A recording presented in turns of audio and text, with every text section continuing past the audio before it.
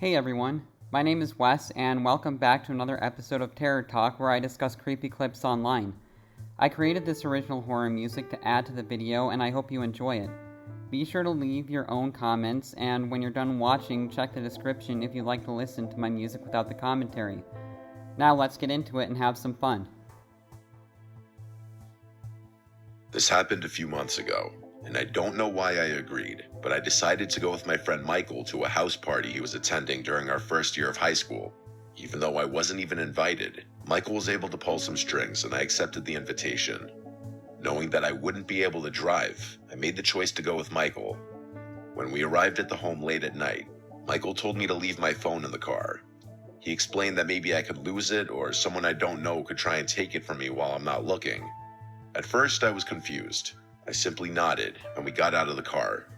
I went with Michael into the home or backyard where the party was taking place.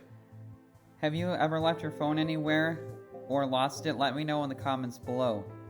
For me, I have never lost my phone, surprisingly, because I take really good care of it. Like, you just can't leave it anywhere, like not even for 5 seconds. And unfortunately, there will be assholes in this world that will steal it, even if you look away from it for 5 seconds. But just a bit off topic, but I just wanted to, I'm curious how many people, how many of you have actually lost your phone or not, because I never have, and I plan to keep it that way. I glanced around the backyard and saw people engaging in various activities such as smoking, drinking, and possibly even doing drugs in small groups. Michael had encouraged me to go mingle and say hello to a few people. After a few hours, I realized I had way too much to drink because my vision was completely foggy. After getting closer to the house, I leaned against the wall to support myself. As I did so, I noticed the time on my watch indicated that it was either midnight or 1 in the morning. I knew it was time to leave, so I set out to find Michael, and despite my overwhelming need to collapse, I scanned the yard for him, but I was unable to locate him or see him. When I asked a few others if they'd seen Michael, they all said they had not.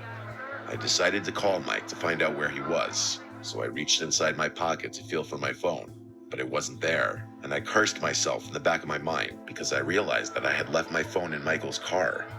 It disappeared with him. I realized there was only one way to get home, which was walking, because I remembered my house wasn't too far from this house, but the night was chilly because it was fall. So wait, where the heck is this Michael guy? Like, I'm pretty confused. Where did he go?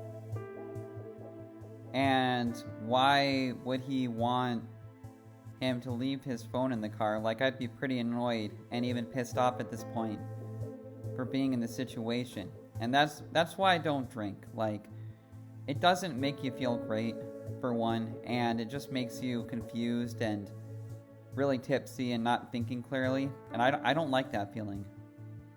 Like, I like being in control of my thoughts and my mind and my body, but that's just me. And being in a party where you're drinking too much and you don't know anyone and you're in this state, that would be pretty unsettling in my opinion.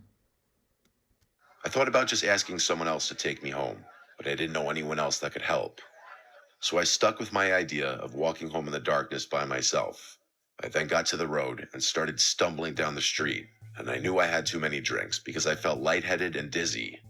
A few minutes later, I made it to the main area of the street and kept walking. I lazily started thinking about a bunch of different things, like why did Michael decide to leave me alone at the party?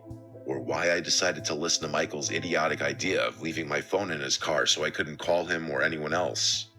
I started cursing myself for being... Or what about, why the frick did he leave the party in the first place?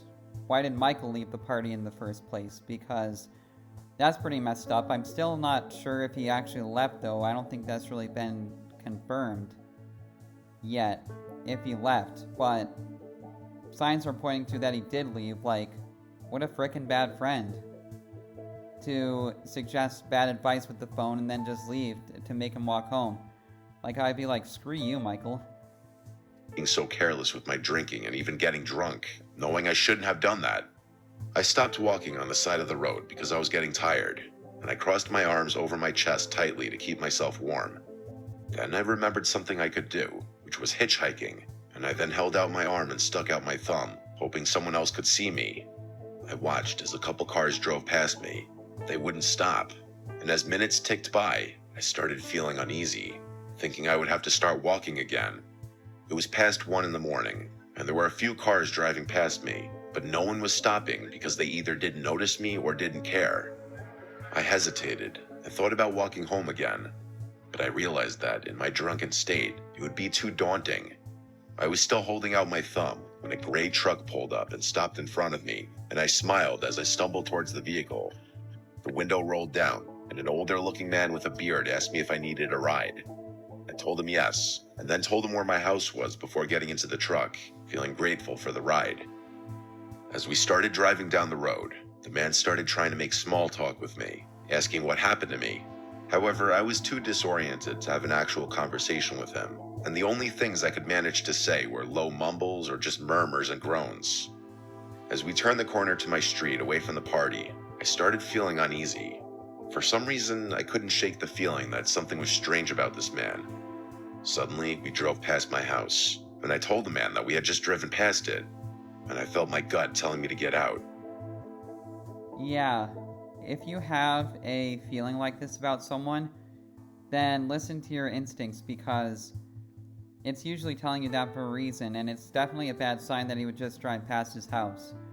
That's definitely creepy and not a great situation to be in. But I couldn't, because I was too drunk to move. I was about to tell the man to let me out before we got too far away from my house, when suddenly the man turned to me, and I noticed he had a sinister look on his face. "You know, you shouldn't be drunk while you're hitchhiking, because you'd make a very easy target," the man said, smirking darkly. The man reached over and started rubbing my leg, and I didn't know what he was trying to do, but I knew it probably wasn't anything good. But before he could do anything else to me, we both heard a loud siren behind the car, and then a flashing red and blue light flooded the night. I realized it was the police, and I jumped for joy inside. The man panicked and stopped, unlocking the doors, which allowed me to jump out of the car. I ran as fast as I could, and the police officer rushed over to me, and I told him the entire story about what happened to me. Unfortunately, nothing illegal happened per se at that point. The police officer told me that he was looking for someone in a gray truck who had apparently stolen something from a store. I'm not sure if it was the man who picked me up or someone else, but I was just glad the police officer stopped the car. A cop gave me a ride home, and I decided from there on I wouldn't get so drunk that I couldn't think straight. I now know the importance of being responsible and staying aware of my surroundings, even when having a good time.